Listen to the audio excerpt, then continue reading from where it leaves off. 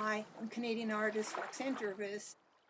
To draw a wave, a lot of people don't understand how a wave works.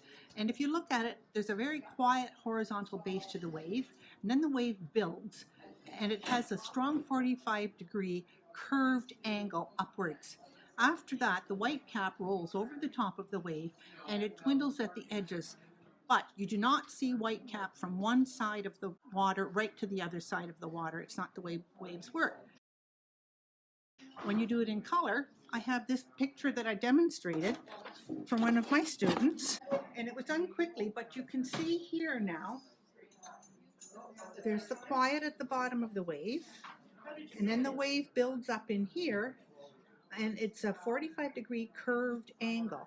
Then the white cap rolls over the top, and it dwindles on the edges. So that's just a start. Thank you for watching. Please subscribe, and we'll see you soon.